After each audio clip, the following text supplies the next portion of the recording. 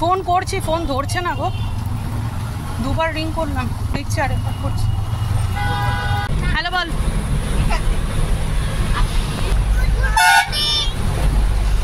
পুরো বাস আজকে ফাঁকা, এরকম ফাঁকা হয় না সচরাচর। না বলে উঠে গেছি, দাঁড়াবে। Welcome back to my channel, good morning. তো অনেক আগেই পৌঁছে গেছি, 10:10, 10:40 আমার টাইম। তো সকাল থেকে কিছু খেয়ে বেরোতে পারিনি, এত তাড়াহুড়ো ছিল। চা খাচ্ছি, চা খেয়ে তারপরে ঢুকবো যুদ্ধ করতে। ভেবেছিলাম ব্লগটা সকাল থেকেই করব, কিন্তু সত্যি বলতে টাইমের এত শর্ট টাইম, মানে আমার 10:40 টাইম। তো আমাকে অন্ডালের মানে ঘর থেকে বেরোতে হবে হচ্ছে 9:15-20-তে।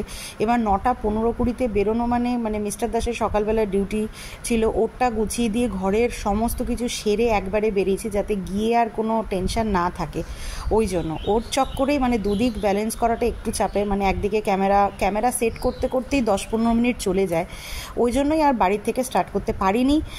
তো যাই হোক, আর আমি আর জয়শ্রীদি একসাথেই এসছি। ওর আর আমার টাইম মানে 20 মিনিটের হেরফের, ওর 11টায়, আমার 10:40-এ। তো চলুন আগে মিটিংটা শেষ করি, তারপরে কথা হচ্ছে। ভেতরে ঢুকে যখন বসতে যাই, তখন আরেকটা জিনিসের সম্মুখীন হলাম। মানে ম্যামই বললেন আর কি, ম্যামের মিটিংটা স্টার্ট করতে করতে অনেকটাই দেরি হয়ে গেছে। ওই জন্য মানে আমার 10:40-এ টাইম ছিল, আমার মনে হচ্ছে যে ঘন্টাখানেকের বেশি আমার টাইম লেগে যাবে, কারণ এখন চলছে হচ্ছে 10 না 11 রোল নাম্বার, আর অলির রোল হচ্ছে 27। তো ওই জন্য অনেকটা টাইম লাগবে। তো আমাদের আরেকটা জায়গাতেও যাওয়ার আছে, মানে এখান থেকে ইচ্ছে আছে একটু ব্যানাচিতি যাব। ব্যানাচিতিতে আমার আর জয়শ্রীদি দুজনেরই একটু বই কেনার ইচ্ছা আছে, কিছু বই দেখব, যদি পাই তাহলে নেব, এরকম একটা প্ল্যান করেই আমরা বেরিয়েছিলাম সকালবেলায় ঘর থেকে।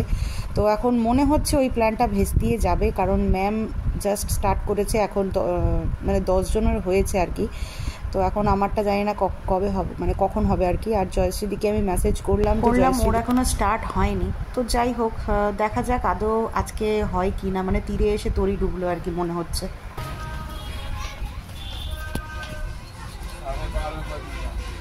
আচ্ছা, আমাদের মিটিং কমপ্লিট হয়ে গেছে, এখন একটুখানি হালকা কিছু খাবো। ভেবেছিলাম ব্যানাচিতে যাবো ক্রান্তিকায় বই কিনতে, কিন্তু আর হবে না।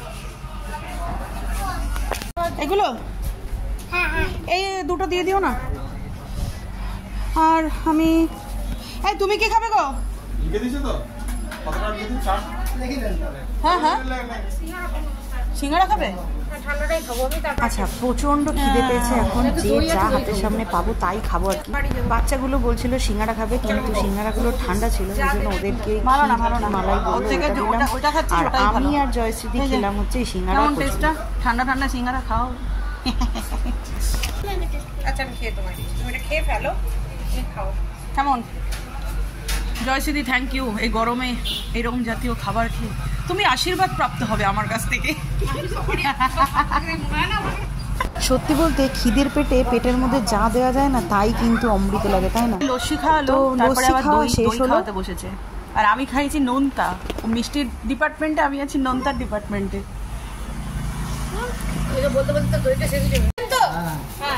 এখানে খেলাম আর কিছু গোপালের জন্য নিয়েও নিলাম কিছু মিষ্টি। এখানে খুব সুন্দর সুন্দর টেস্টি মিষ্টি।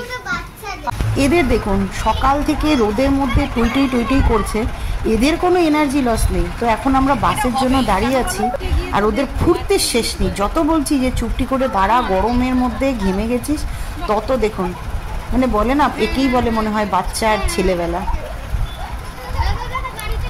বাড়িও ঢুকছি, আর ঝাঁপিয়া এখন বৃষ্টি নামিছে, তাও এখন একটু কমেছে বৃষ্টিটা।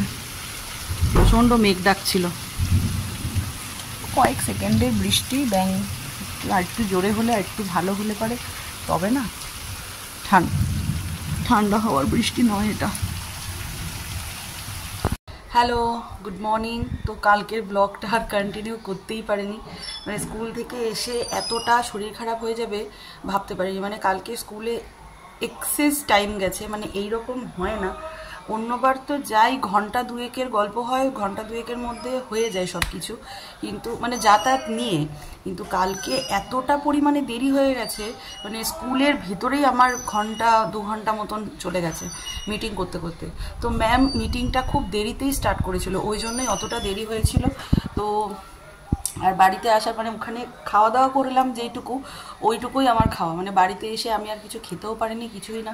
শরীরটা প্রচণ্ড খারাপ করেছিল, এমনিতেই শরীরটা তো মানে একটু প্রবলেম করছে কয়েকদিন ধরে, আপনাদেরকে বললাম, যার জন্য হসপিটালে দেখাতে গেছিলাম আমি ডাক্তার। তো কালকে গোটা সন্ধে আমি কোনো রকম কোনো ভিডিও করিনি, অলিকে জাস্ট শুয়ে শুয়ে অলিকে পড়িয়েছি তাড়াতাড়ি খেয়ে, মানে 8টার মধ্যে অল্প করে একটুখানি ভাত, দুপুরে যেহেতু খাইনি, রাত্রেবেলাতেও যদি না খাই বিচ্ছির পিত্তি টিত্তি পড়ে গিয়ে আরও শরীর খারাপ করবে, ওই জন্য অল্প দুটো ভাত, 1 মুঠো মতন ভাত খেয়ে 8টার মধ্যে আমি মেয়ে নিয়ে শুয়ে পড়েছি। এত শরীর খারাপ, তো গোটা রাতভর খুব ভালো করে ঘুমিয়ে সকালবেলাতে ফ্রেশ। হ্যাঁ, তো দেখতেই পাচ্ছেন আমার চোখ মুখ এরকম ফুলে গেছে। তো এখন ঘড়িতে ওই 6:30 মতন বাজে, সকালবেলার আমি চা নিয়ে এলাম। আজকে খাচ্ছি হচ্ছে ব্ল্যাক কফি।